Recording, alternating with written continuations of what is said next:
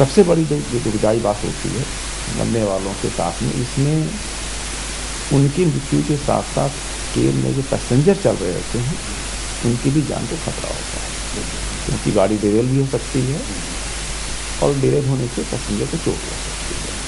तो हमारा मेन उद्देश्य ये रहता है कि हम एक्सीडेंट को किसी भी तरह से इसमें कमी लाएँ, जो भी हमारे पास संसाधन है।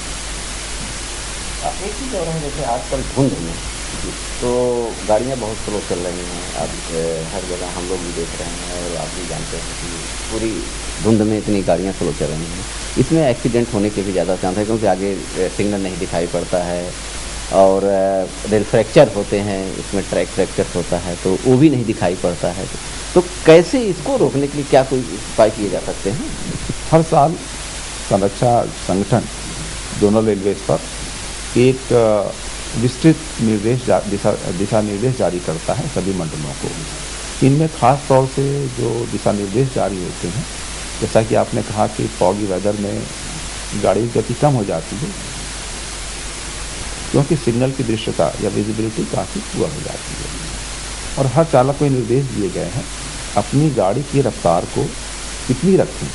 अगर ट्रैक पर किसी तरह का व्यवधान है, जैसे कोई जानवर आ जाता है या कोई अनअटेंडेड गाड़ी हो गई है या कोई पेड़ गिर गया हो, तो वो उसको देख करके अपनी गाड़ी को नियंत्रित कर सके। इसके लिए कुछ हम लोगों ने दिशा निर्देश जारी किए जिससे कि दुर्घटनाओं में कमी लाई जा सके। एक तो हम लोग फॉग मैन का यूज़ करते हैं। जब बहुत ज़्यादा फॉग हो जाता है तो स्टेशन मास्टर डिसाइड करता है कुछ जगहों पर सिग्नल को देख करके सिग्नल की विजिबिलिटी कैसी है और उसके हिसाब से फॉग मैन लगा देते हैं। तो फॉग मैन की जो मेन ड्यूटी है वो ये होता है कि ये डिटोनेटर्स होते हैं, उसको फर्स्ट स्टॉप सिग्नल से जो 70 मीटर की दूरी पे पटाखे लगा देता है। जब ट्रेन आती है और उसके ऊपर से गुजरती है तो पटाखे अपने आप फट जाते हैं और आवाज़ आती है। इससे ड्राइवर को एहसास हो जाता है तो स्टेशन के पास पहुंचने वाला है और उसका अलर्टनेस लेवल और बढ़ जाता है। जो भी कंट्रोल इसको करने हैं ज़्यादा रिस्पॉन्स हो जाता है।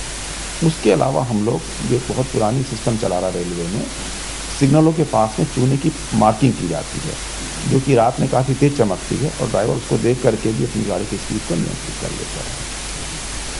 साथ ही एक पर्टिकुलर टेम्परेचर के बाद जाड़े के मौसम में या फॉगी के वेदर में रेल फ्रैक्चर ना हो, हम लोग विंटर पेट्रोलिंग चालू कराते हैं।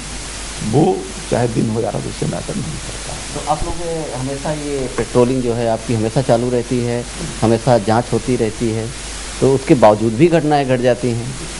देखिए, ऐसा है कि एक पर्टिकुलर टेम्परेचर होता है हमारा TD-30 करके एक टेक्निकल यूनिट है इसकी, उसके बाद हम लोग इसे कराते हैं।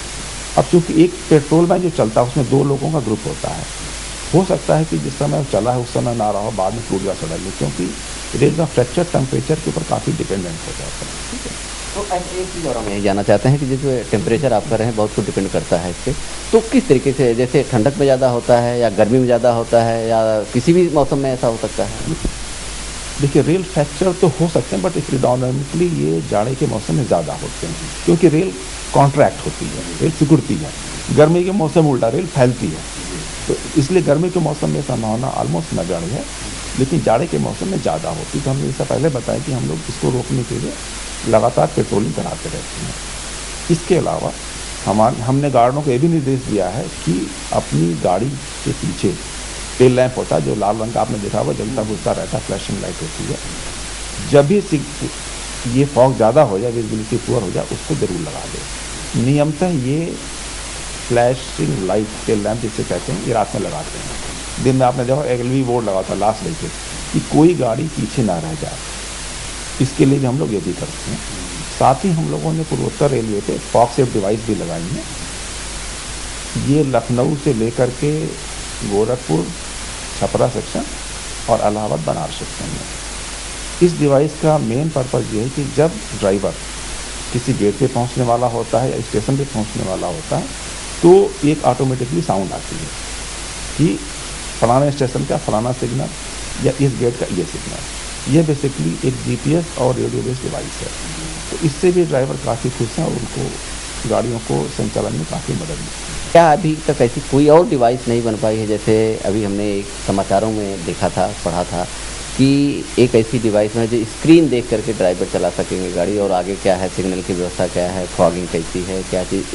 अब फॉगिंग में जैसे कि आपकी विजिबिलिटी कम हो जाती है, लेकिन अगर स्क्रीन बेस्ड जिस तरीके से आप जीपीएस तो लगा ही रहे हैं हर जगह, तो स्क्रीन पे अगर ड्राइवर देखे कि आगे हमारे सामने क्या चीज़ें हैं, स्क्रीन पे देख के चलाए, तो बड़ी गाड़ियों में तो होता है, लेकिन छोटी गाड़ियों में और पैसेंजर्स ट्रेन में अभी ये सिस्टम कितनी देर में आ जाएगा या कब तक लग पाएगा? भारतीय रेल में इसके ऊपर अभी कार्य चल रहा है। इसको बेसिकली हम TPWS या AWS या फिर आप ETCS जो यूरोपियन रेल में चलते हैं, या फिर अभी एक RDS और चीज़ बना रहा है, उसको TCAS कहते हैं, ट्रेन कोलिजन अवॉइडेंस सिस्टम। ये सारी चीज़ें अभी हम लोगों ने ट्राई नहीं की, लेकिन आने वाले दिनों में इसको ज़रूर अपनी रेलवे पे इम्प्लीमेंट करेंगे, तब हो सकता है कि इस चीज़ में थोड़ी कमी आ जाए। बट अभी भी ये ट्रायल स्टेज में है, इसको हम लोगों ने सीरीज प्रोडक्शन किया, एस्टेब्लिश फॉर्म में नहीं अडॉप्ट किया है जी। और कोई ऐसी चीज़ जो आप हमारे दर्शकों को बताना चाहें? जैसे अभी आपने एक चीज़ बताया है, बड़ा जैसे कि आपने एक सुझाव दिया है, एक अभियान चलाया है आपने, जागरूकता अभियान। उसमें हमने देखा है कि हमारे दूरदर्शन पे भी आपने एक आधे घंटे का एक प्रोग्राम आपको चलाया, एहसास कार्यक्रम के अंतर्गत।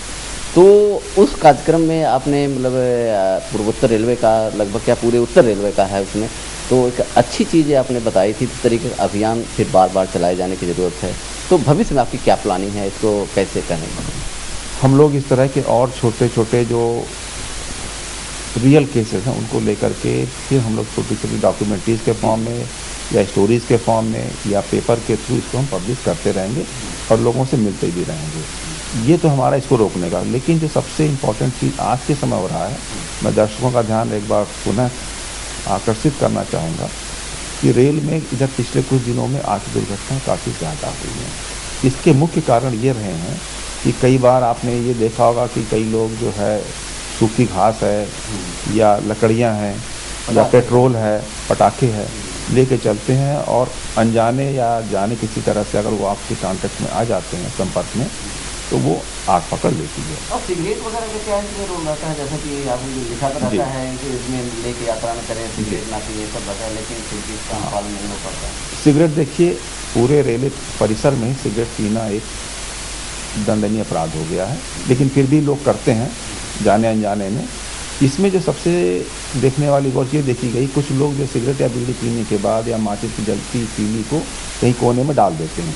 वो धीरे धीरे सुलगती हुई लकड़ियों के कांटेक्ट में आने से या वायर के संपर्क में आने से वो आग का विकराल रूप लेती है।